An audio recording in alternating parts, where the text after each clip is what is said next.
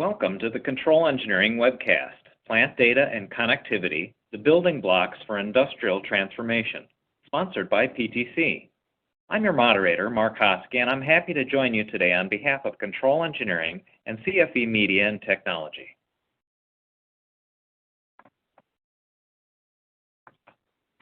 Here are some tips to get the most from today's webcast. If you're experiencing issues from slides or audio, refresh your browser or click the Refresh Media button directly under the presenter's picture. You can control the volume of the webcast by adjusting the volume on your computer or by adjusting the volume on the webcast platform. If you're having technical problems with the audio or slide presentation, click on the question mark at the top right corner of your screen to access a list of system checks to try before contacting an online technician. But if you do need a technician, type a message in the Ask a Question box and someone will get back to you as quickly as possible. Individual technical questions will be answered in the Answered Questions box. Type questions for our speakers in the Ask a Question box on the left side of your screen. The live Q&A session will begin after the presentation concludes. Today's webcast is being recorded and you'll receive an email within a week with the link to the on-demand event. To download a certificate of completion and a PDF copy of the presentation, use the Event Resources tab on the left side of your screen. Those documents also will be available with the on-demand version of this webcast. Now I'm happy to introduce today's distinguished speakers. You see the bios up on your screen. I'm just going to go through a little bit. Patrick Fetterman is a research analyst with LNS Research, providing collaborative coverage across industrial analytics, manufacturing operations and technologies, industrial transformation, and the industrial Internet of Things. Ray Levy is a principal applications engineer with PTC and focusing on Kepware industrial connectivity. Ray joined Kepware Technologies in 2014 and came to PTC with its acquisition of Kepware in 2016. He has prior experience in shipbuilding industry, integrating complex network control systems for various other control systems. So, Patrick, please go ahead with the first part of the presentation. Thanks for that introduction, and thanks everyone for attending today's webinar. I'm excited to be talking about this topic today, as I'm a little bit of a factory data geek. It's really near and dear to my heart. All the research I'm going to be quoting today is brand new in the last few weeks, in the last couple of months, and some of it's being shared for the very first time in this webinar. So excited to dig into that today. We'll start by talking about my agenda. I've got some really great information to share. First, I want to give you an introduction to LNS, who we are, and the area of focus for us. Then I'll dig down into what we call industrial transformation, giving you our view of digital transformation in the industrial world and how we track and analyze what's happening there. From there, we'll identify what makes a company a leader in industrial transformation, separating out the people that are seeing real success there from the laggards, and what those companies are achieving with their efforts, what they're doing different. We're always trying to identify those leaders and what they're doing differently from everyone else. Once we have that foundation established, we'll take a look at what's going on with plant data and connectivity, as we've seen some really fascinating changes here over the last few years. And what those leaders are doing is very different than how other companies are operating in this space. Most importantly today, we'll spend a little time talking about the measurable impact of those trends. What happens to your operations when you start collecting and connecting plant data and using it to improve your quality, your throughput, and then all your other operational KPIs. Then I'll finish up with some actionable recommendations for companies who need to start moving ahead in their industrial transformation. So let me start by telling you a little bit about LNS Research. We're an industry analyst firm based in Cambridge, Massachusetts, although I'm based in Detroit. We focus on evangelizing and driving industrial transformation. In fact, we're launching the IX event later this year, which you can find more information about at theixevent.com if you're interested. At LNS, we look at how emerging technologies like these IIoT technologies can be used to transform an industrial business, focusing especially on factory or plant operations. This includes everything you might hear called IIoT platforms or tools, or Industry 4.0 initiatives, which are really different names for the same approaches that we're researching. So we look at everything from the perspective or through the lens of people, processes, and technology. And we conduct primary research with your peers, the people that are doing operations and management in industrial companies, to understand how all of this is impacting their business, and to sort out kind of the fluff about technologies from the real world applications and the measurable ROI from these technologies. In all cases, as I said, we try to identify best practices, what the leaders are really doing differently, and communicate those via our research reports and events like this webinar. As I mentioned, I'm going to be talking about some of those best practices today. Unlike other consulting firms or other analyst firms that work primarily with the CIO, we have a framework at LNS that provides guidance across multiple areas of the industrial business, analyzing everything from the highest level strategic objectives and plans through the building of operational architectures all the way to solution selection and implementing change management. And so really kind of top floor to shop floor here. But again, we focus on the plant and factory operations and how those are being impacted by and are driving industrial transformation. Interestingly, you'll hear me revisit this a couple of times today, we've seen a trend of CIOs getting more and more involved in operations technology, which was really unheard of before then. There was this clear demarcation between technology used in offices and technology used in plants, with little or no crossover between the two. That's a big change we're seeing in how companies operate. And you'll hear me talk about that several times today, and I'm calling it ITOT Convergence. Our analysts at LNS are veterans of various industries across discrete batch and process with deep expertise in subjects like Quality 4.0, environmental health and safety, the connected worker, and more. My area of expertise is really industrial analytics and related technologies in the factory, including all the data technologies that empower analytics, things like databases and data lakes, data models for OT data, stuff like that. I'm broadly focused on discrete and batch manufacturing with a little process thrown in as well. I am a Detroit guy, so I'm heavily automotive, though not exclusively, but I do tend to focus more on heavily regulated industries like auto, A&D, food and bev, et cetera. But again, not exclusively. So let me dig into the recent research that I'm going to talk about today.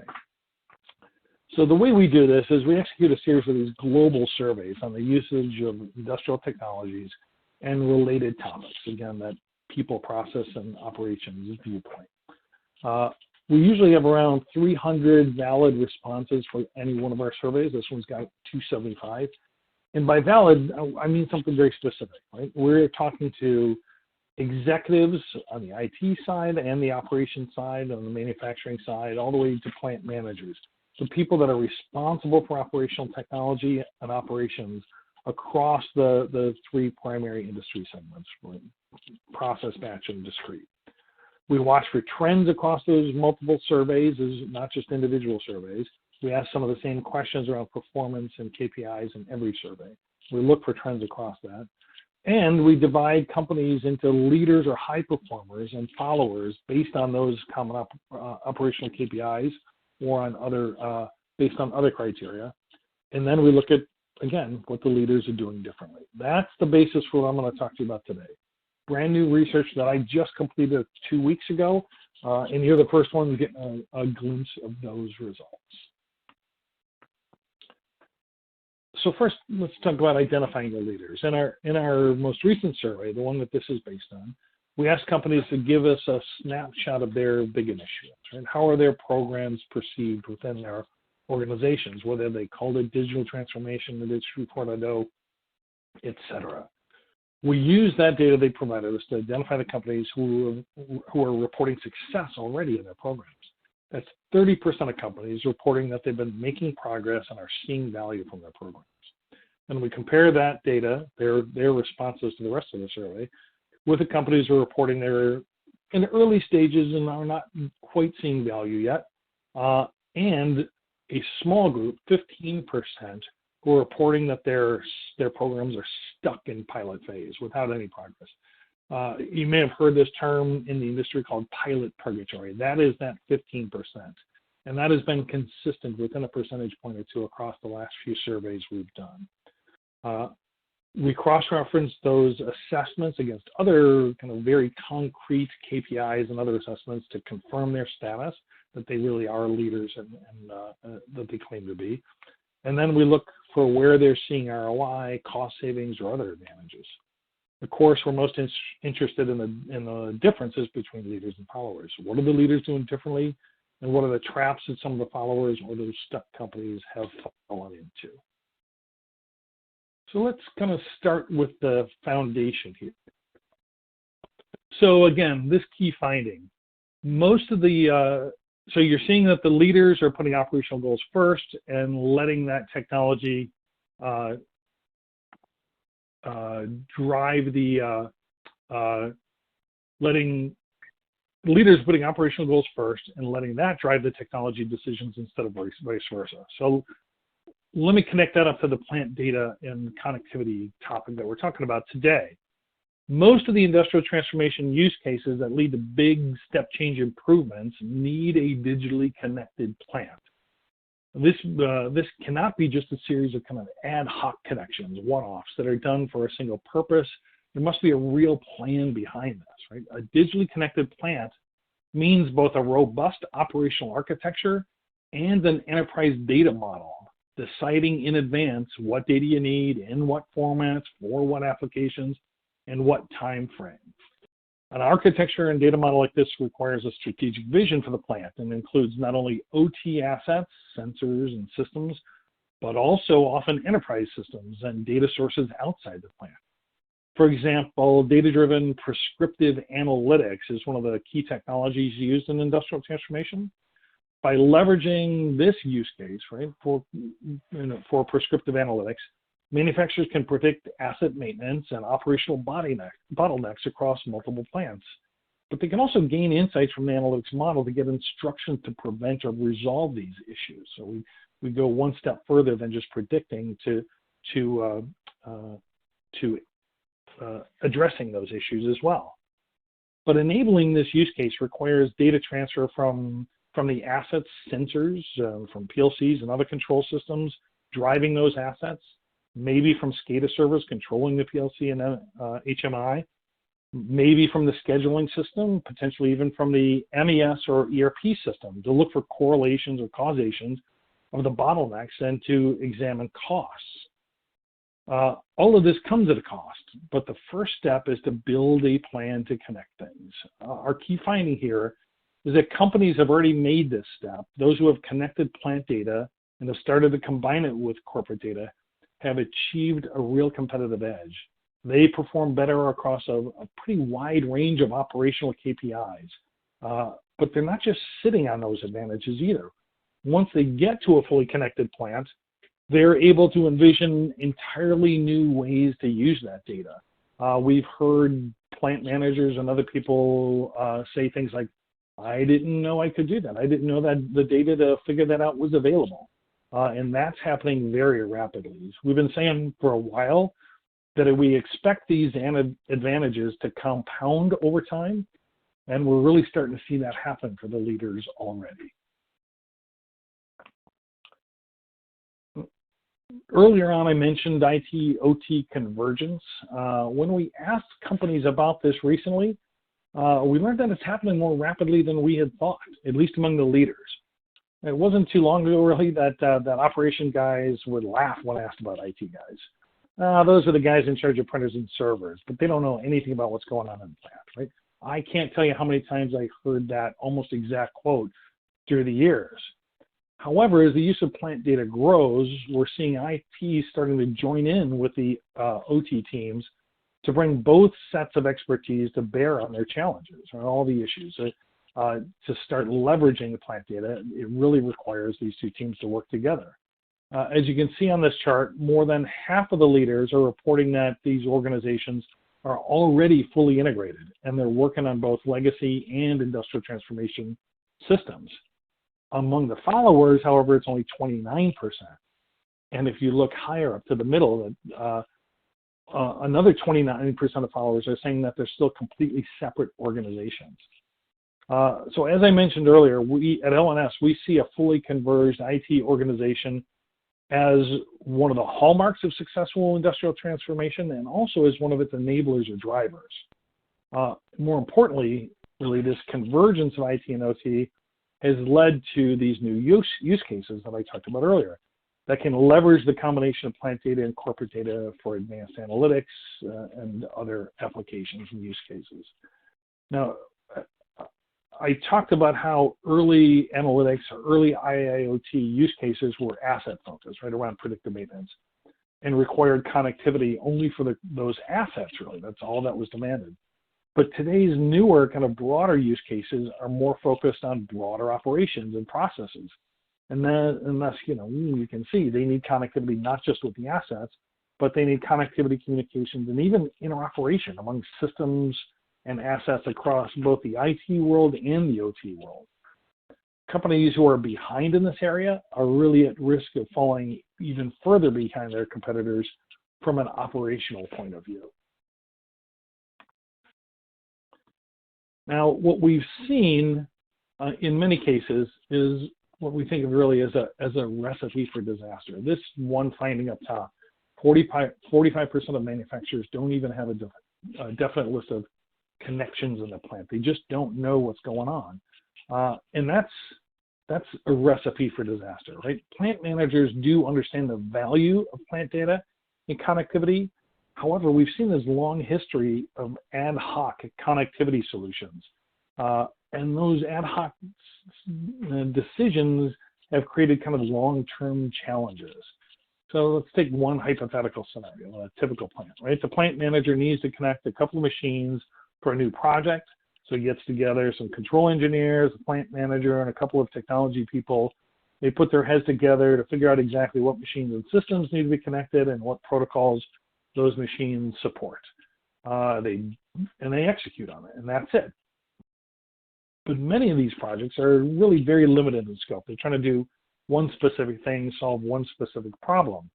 And so that design for a very limited use leads to these kind of fast ad hoc connections without the need to seek approval from outside resources, from corporate IT, from any other groups. But that also means any future applications beyond the limited scope of that initial project are going to require these connections to be completely redesigned. Right? For example, a new MES or MOM implementation may require more detailed data outputs and more sophisticated controls. Right? This ends up requiring kind of duplicated work, rip and replace of poorly documented or poorly executed systems, and can really result in chaos. Right? So we strongly recommend building a comprehensive plan from the ground up for connecting these systems together and avoid these ad hoc connections at all costs. You may be thinking at this point that, man, those companies out there that decided 5 or 10 years ago on a single set of controllers, that have a homogeneous factory system and common platforms, they must have a big advantage over everybody else. But the truth is, those environments are really incredibly rare. Instead, what we're seeing is that virtually all the plants out there have a mix of systems, both hardware and software. No surprise there. We've been seeing this grow more and more over the years. Even if companies started out with a plant as a completely homogeneous environment when it was first stood up 5 years ago, 10 years ago, 20 years ago, it is now really a very heterogeneous environment. And when you're talking about global organizations with dozens and dozens of plants, the challenge is even greater and the complexities are much higher.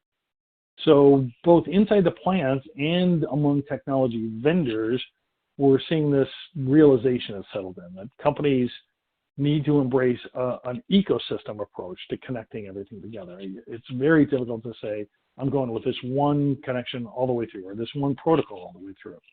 And we've already seen IT and OT vendors start partnering with each other to provide solutions in this space that can understand both the complexities in the IT world and speak the OT world language as well.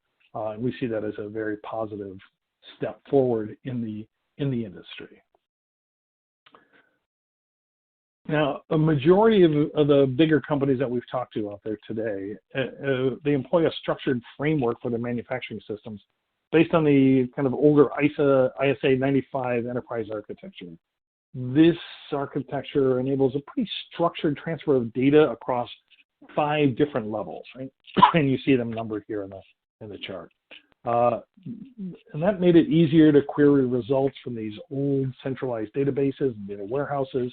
But it's been a big cause of this gap between IT and OT worlds.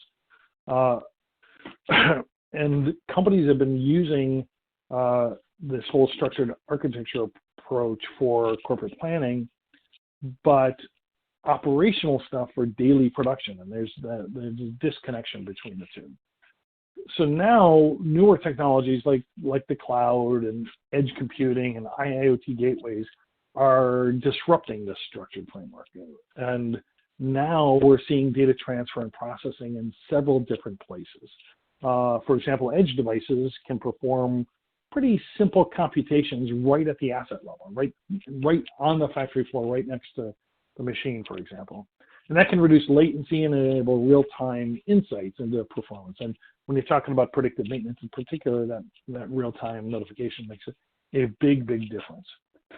So we've seen manufacturers deploy a bunch of these edge devices where it doesn't make sense to send data back and forth to the cloud every time, right? So a single factory might have a handful of these spread around, but they're limited, right? It gets painfully complicated and expensive for these edge devices to perform really complex computations and do sophisticated analytics because they've got relatively smaller processing capabilities, right?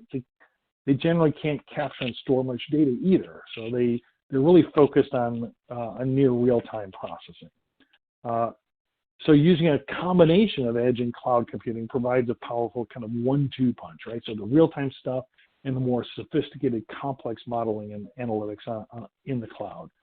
And this is where kind of connectivity solutions come into play. These connectivity technologies enable the edge devices, cloud device or cloud connections, assets, and IT applications can all be integrated and connected together without the need for separate software solutions across each one of these platforms. And that really eliminates a lot of the deployment times that were required previously here. Now, most of the IX, or sorry, industrial transformation use cases we talk about build on this idea of ubiquitous data and analytics, right? Analytics everywhere, data everywhere, bring it together when you need it. So our research on this topic points to a separate analytics-centric architecture that is sprung up kind of parallel to existing frameworks. This combination of these parallel architectures provide plant engineers with what they need at any given moment, a more flexible but pretty robust operational architecture to run analytics at any level they need to, at the edge, on-premise, including corporate data, in the cloud for really powerful AI-based stuff. If you want to learn more about this whole operational architecture, you can ping me afterwards. We've got a couple of different publications on this. So I'd be remiss if I didn't speak for a moment about cybersecurity. And it's still one of the most serious challenges for this newly converged world. The good news is that new OT systems have security built in. The bad news is legacy systems generally do not. I can't tell you how many times I've heard plant managers point out that any data leaving the plant isn't secure, it's prone to cyber attacks, and that's why we don't like sharing plant data outside of this secure network here, right? And why we don't allow anybody inside the network from outside the company. And there's some justification for that, right? The amount of unplanned downtime because of a PLC programming error or in some cases a data breach supports that kind of guarded mindset. But the kind of root cause here is that there's not established standardized protocols and communication layers within the plant. There's not an operational architecture that says who gets access to what data is needed, what data can flow where, et cetera. So the latest communication technologies, the newest stuff, including networking devices, smart PLCs, and a lot of these smart assets, are working with secured connectivity protocols, which is great. However, I would say this is another reason to pursue a converged ITOT organization. Converged ITOT security is a new requirement that most companies aren't yet ready to face. We could spend an hour or two or a couple of days really talking about cybersecurity, but I just wanted to make sure we touched on it here and we weren't so pie in the sky. It is a real world concern that companies need to take into account when they're building out their architectures. So what we end up with is that plant data connectivity is really a required step to enable industrial transformation. And companies need to act on it today to prevent falling behind their competitors in terms of performance, including financial performance. Recognizing that many plants today really do have a limited set of connectivity, manufacturers have to start thinking about connectivity not on an ad hoc basis, but moving it to a strategic value basis, thinking about it from a broader planning point of view.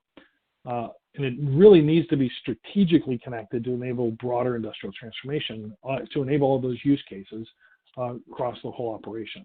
So this is a list of characteristics we think that a robust data model and the robust operational architecture should have. You got to be able to connect with PLCs and other plant level assets, and that's got to be automated, right? Automation for data, not just automation for operations. Got to be automated and moving as quickly as data moves, right? You got to speak multiple protocols today. There's some great products out there that speak multiple protocols. You can see this at your leisure. I don't need to go through these one by one, but we are seeing more and more solutions that are intuitive to use directly for process engineers or manufacturing engineers without the need for data science to get involved, without control systems engineers to get involved as well. And those are really very, very powerful solutions today.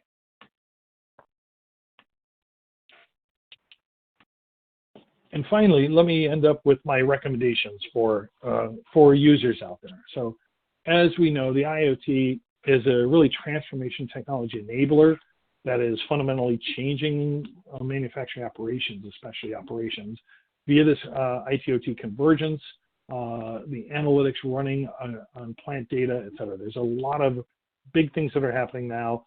Deployment of these technologies needs to be raised to its strategic level with a true corporate vision behind it, right? Not just on an ad hoc one-off basis. That is how companies get stuck in pilot purgatory. It's really got to be thought of as a long-term investment. So the three key recommendations here are build a cross-functional team that owns plant data and plant connectivity. It's got to understand, that team's got to understand both IT and OT concerns. And if you have not converged your IT OT organization, this can be a big step in the right direction. Once you have this team in place that understands both sides of the fence, they can collaborate, make better decisions, and create a holistic vision for how to use this converged data down the road as well. Second would be embracing the ecosystem, right? Recognize that there's no single vendor that's going to provide a complete industrial transformation suite. So you really should not be afraid of a multi-vendor ecosystem with some best-of-breed hardware and software that connect and interoperate with each other. And finally, again, I've touched on this several times today, future connectivity problems should not just focus on OT connectivity or on ad hoc basis, but they need to be driven by the use cases for future deployments, right? And looking at from both the IT and OT point of view, a converged data model is really a major enabler of industrial transformation, including things like analytics, including AI and machine learning. So if you need to get the data connectivity right first before you can build all those other kind of life-changing and operational changing systems out there. Thank you, everyone. And again, thanks to PTC for inviting me to speak today. Sorry about the little glitch we had with audio. I hope everybody's been able to hear me since I reconnected. I'm going to stick around for the Q&A at the end, but I'm handing it over back to Ray now. Excellent. Thank you, Patrick.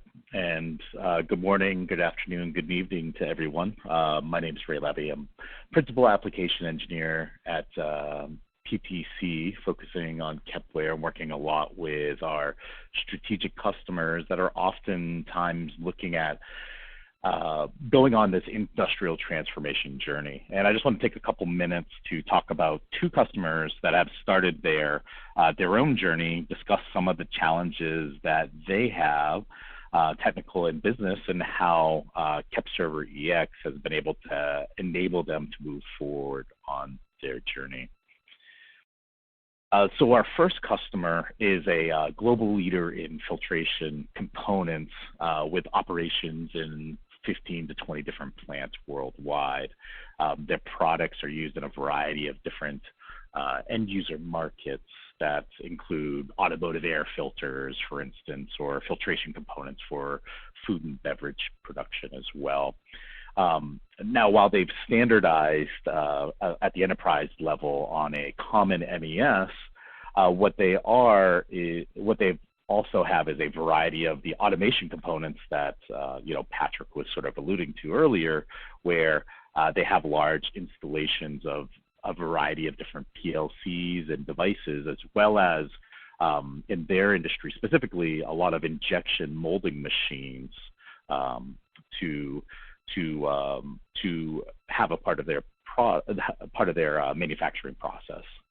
So when we talk about their challenges, what we're really one of the major challenges they have is looking at their equipment that they have that isn't connected and trying to get those connected to their network to be able to digitize or get that data.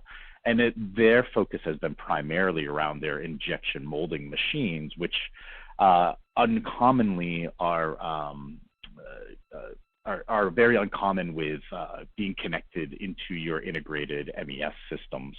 One of the things they did is, understanding what their global competitors are doing, they've noticed that a lot of their competitors also don't have these machines connected because they're often islands of operation, and data is typically only accessible through manual means, whether it's operators inputting data into Excel, for instance, for this customer. And of course, having a variety of plants, you see a lot of variety in different PLCs from different vendors, depending on the regions of the world they are. So whether you're Siemens in Europe, Allen Bradley-based components in the US and the Americas, as well as Omron and others in their Asia specific regions as well. And then another is as part of this journey, they do have a vision to leverage analytics in the future. So they have a roadmap for that, but they don't have a vendor currently identified. So, their challenge is making sure that whatever solution or whatever approach they're taking to connect up their machines, to digitize the data from these machines, then it needs to be flexible and accessible from a variety of different applications. Now, on the business side, their plants specifically make a lot of the same product in different countries or at different facilities. So what they want to do is help compare performance across different plants that are building or manufacturing the same products. Their goal is to really be able to leverage this information to do knowledge sharing between the different facilities, and also understand operational parameters might be better used at other plants if a facility maybe has a better process specifically for that component. In addition, because a lot of their data has been manually accessed and recorded for these injection molding machines, there's been a lot of slow reaction time to either the operations getting outside of normal operating parameters, or to be able to react to any sort of failures or downtime specifically around their operations. So if we look at the approach that they are taking, they came to Kepware to really talk through how they could start integrating this data into a common connectivity layer, so that they can bring in these islands of data that are available at the machine locally into their overall MES solution. So what this has allowed them to do is to be able to integrate not only these injection molding machines using what's called a Euromap 63 interface. They can also leverage the same common connectivity layer to integrate machines and data from their assembly processes as well, which are your much more common PLC or traditional operations devices that you're going to have. So that's allowed them to standardize and simplify the connectivity layer, and give them the ability to now see the performance benchmarks and be able to compare the performances between those two different multiple plants, eliminate the quality issues and the extra time to manually do data collection. It allowed them to be able to monitor their machines and processes in real time, so they can have quicker response times to failures. Now, what this has also been able to do for them is to help future-proof their approach moving forward as they start bringing in future use cases, such as the analytics roadmap that they do have as a corporation. So it allows them to be flexible with being able to choose an analytics package or an approach for their particular operations, and allow the data to be accessible through the many standard interfaces that KepServer EX does have, whether it's OPC UA or MQTT, et cetera, through those tools. So now let's go to the second customer that I'm going to speak about today. Is they're a global leader in Polymer Solutions, which really means that their facilities operate in a very high volume and variance environment. They have products that are really what they like to say. Their products are available anywhere from applications in space all the way down to the seabed below the ocean. So you're going to have stuff in aerospace and oil and gas, boots for automotive components like on CV joints, for instance, pipe seals and repair kits, as well as maybe even rubber sheeting that they produce. Because of this variety, and their scale at the 120 plants that they have worldwide, this has led them to a scenario where they have a wide variety of automated controls equipment as well as business systems. So unlike the first customer we talked about, they don't have a standardized MES layer or ERP layer. So when we look at their challenges, we're really looking at that high diversity environment across all of their facilities because of that lack of standardization. And actually, specifically with this customer, they started their journey off a couple of years ago by doing a survey of all their facilities to find out more about what they called the maturity levels of their particular facilities. This would be trying to assess the machine connectivity that's currently in place, how the data is being used today at these different facilities, what tools and systems that they do have. And what they came across was, in my perspective, quite fascinating, where they found 14% of their machines were connected to the network, which is a very low number compared to the amount of equipment that they do have across those facilities. And 83% of their key data points that they were collecting across the board were actually being collected manually and not through any sort of automated fashion.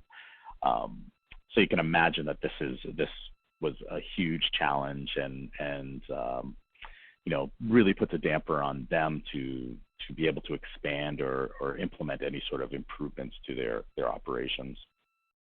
So they came in with a focus of adding visibility to their production equipment because of the lack of connectivity to these machines, because of the large volume of facilities that they do have. They have a very decentralized decision-making process where, as the IIoT program manager stated to us, that it's essentially like operating a bunch of small businesses because of those different business systems and different facilities and different PLCs and hardware, which is, you know, very common across all sorts of different industries throughout the globe. And ultimately, this is sort of going down a path of trying to help set up some common and best practices across their enterprise, which isn't being done today. So when we look at their approach, you know, they're taking that same first step that we've been focusing on, is standardizing on that connectivity layer to be able to help simplify accessing that data.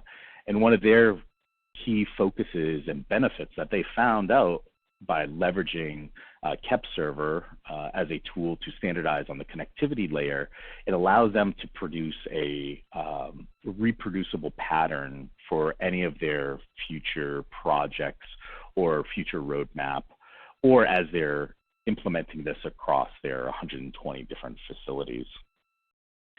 And as they've done this, they've gone through some of their initial projects that they started, which they called production intelligence projects.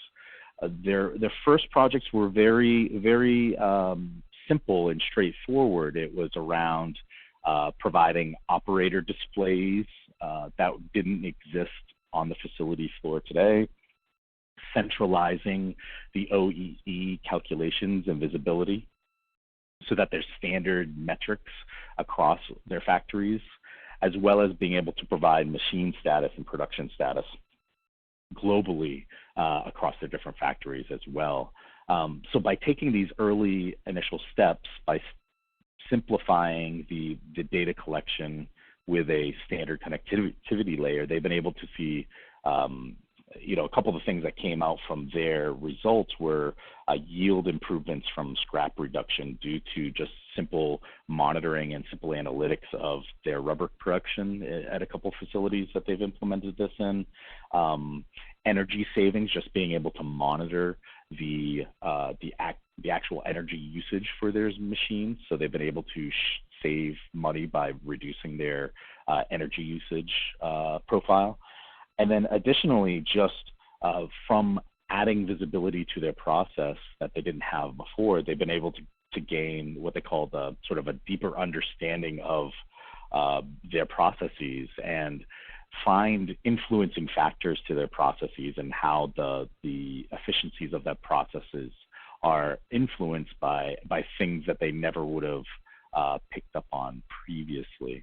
So just having the visibility has been able to gain them efficiencies out of the gate because of the lack of visibility that they had before.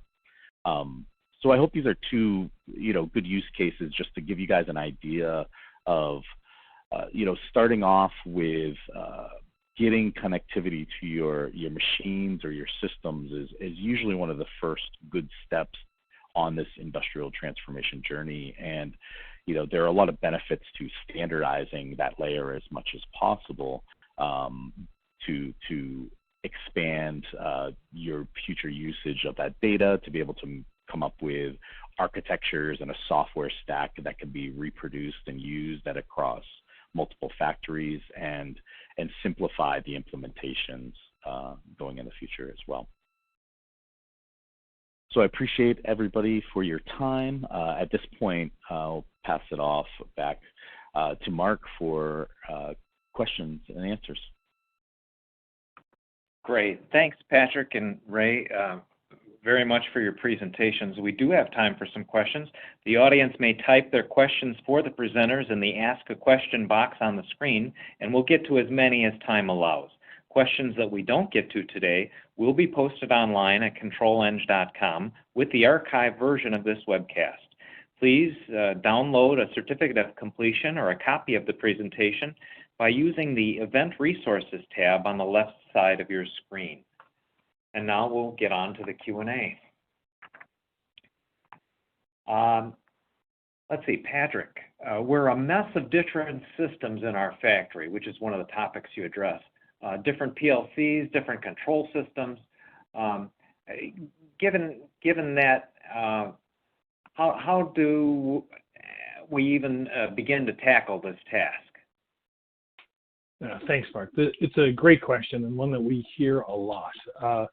We've seen companies kind of overreach, and we've seen companies start out a little too slowly here.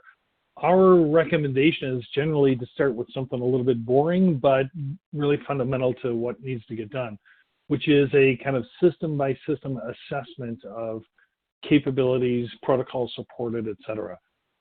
Building those out, building out that kind of database, or even if it's just a spreadsheet of capabilities, really provides a fundamental building block for a lot of what else needs to be done.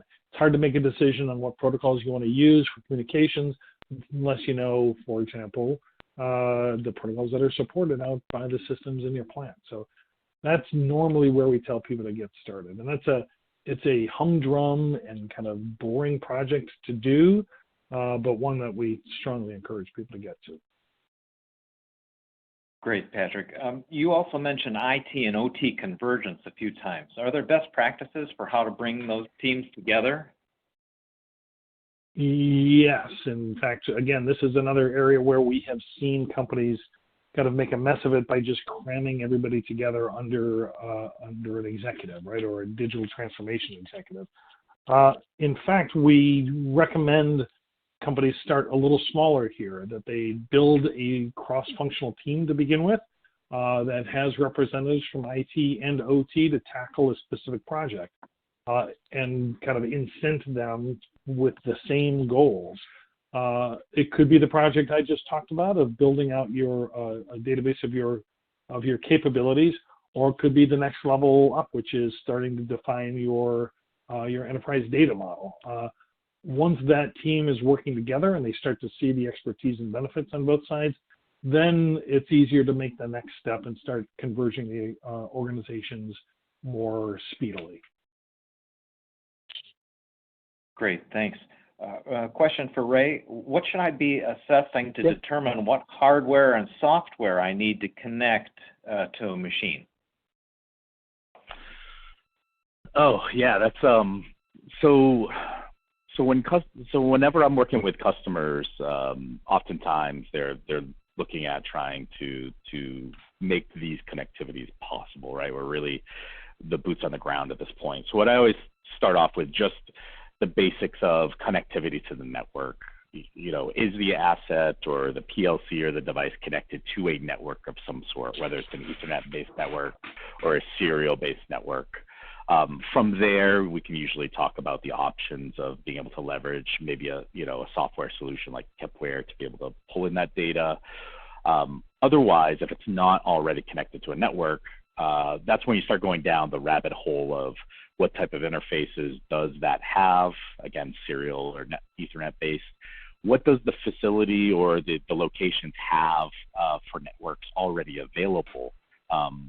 You're going to have a wide variety of different maturity levels of the equipment that's installed at your facilities. So I've worked with customers that have in one facility great gigabit-based Ethernet drops ready to go, and they just need to run some Cat5 or Cat6 cable to connect a machine to their network. Other places don't have that IT or that network infrastructure available, and that's where I would recommend pointing towards some sort of wireless technology, whether it's Wi-Fi based or otherwise, to be able to interconnect the assets within a location to allow you to quickly connect the machines without spending a lot of time on building out infrastructure and running cables, et cetera.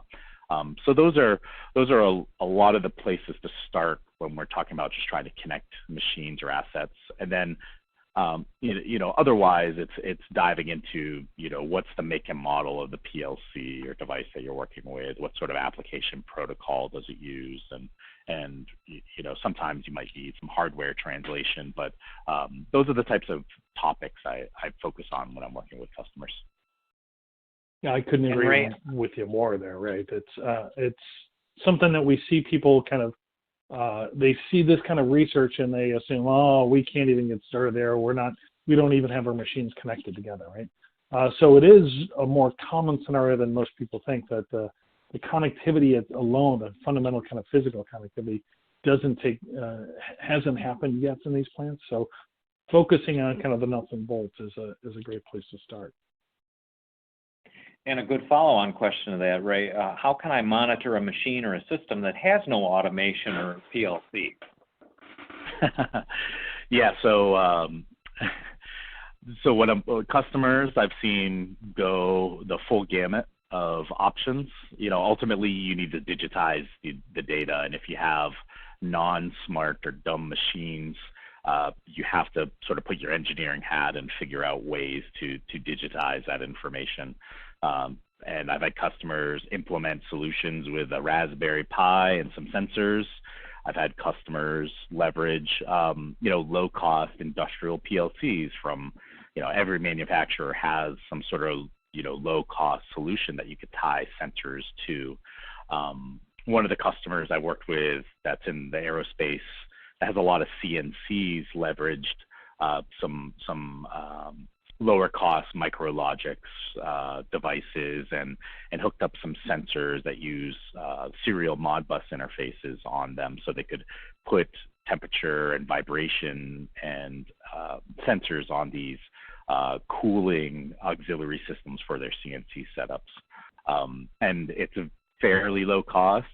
For them, I think it was around maybe $1,000 for a good enclosure, ruggedized with all these sensors per machine, and for them it was valuable to be able to monitor the cooling auxiliaries that they had no insight into at all, to make sure that the CNC is running optimally. Good. Patrick, is there a CIO influence increasing among companies of a certain size or in certain segments?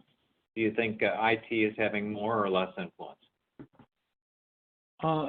So if this is referring to the whole ITOT convergence thing we're talking about, and the CIO now taking operational responsibility as well, we are seeing some very specific trends in that space. So first, in terms of company size, we're seeing the companies between 1 billion and 10 billion making the most aggressive moves in this area and seeing the most benefit. They're not so large that they can't turn the aircraft carrier, right? But they are large enough that they've got resources and really an intelligent team in place that they can reassign. So that's one way of looking at it. The other is by industry, and I just did the data cut on this. If we look at kind of broadly batch, process, and discrete, process is behind everybody else.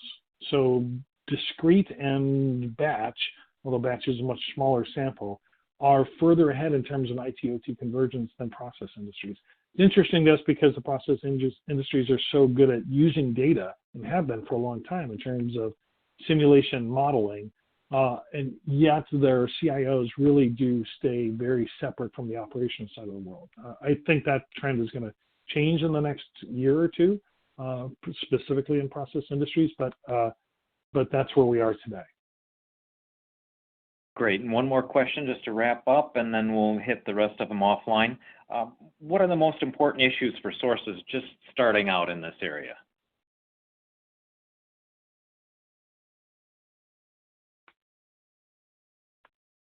Ray, do you want to go So if first there's on a that one? beginner in the industry and they're looking to you know do their first project or implement a pilot, how would they begin?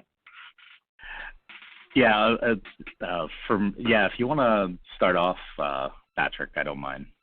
I can provide any insight on my side. It's a tough question because there's just a lot of different resources and ways you can go. It is. I would actually kind of hark back. I would hark back to something I said earlier, which is, you know, one of the differences we're seeing between the companies that are leading the way and seeing achievements in this space and the companies that are following is kind of their purpose for doing this, right? So I would be very careful if you're just starting out, not to just start playing around and kind of testing the technology to see what could happen, but really kind of take that step back and figure out what is it we wanted to deliver for our business? What's our purpose in doing this? What's our goal? You know, 1 year, 3 year, 5 year goals for pursuing plant connectivity and the kind of the digital plant, and really let everything fall out from there. That's this kind of fundamental starting point for me. Great. Yeah, that's well. Thanks. That would be one I would. Oh, I'm sorry. I meant to say I would agree with that. Focusing on use case and driving your needs from there, and basically from that business, business optimization or business benefit is a great approach. Excellent. Well, thanks everybody for the great questions. We'll get to the other questions offline. And thanks again to our great speakers, Patrick Fetterman with LNS Research and Ray Labby with PTC for sharing their time and expertise. I'd also like to extend special thanks to our sponsor, PTC, for sponsoring today's event. Now that we're just about done, we want to hear how we did. The exit survey will pop up on your screen as soon as the webcast ends. Please take a moment to complete it because we use the information to improve our future webcasts. And finally, on behalf of Control Engineering and CFE Media and Technology, I'd like to thank you for attending. This concludes our webcast. Thank you and goodbye.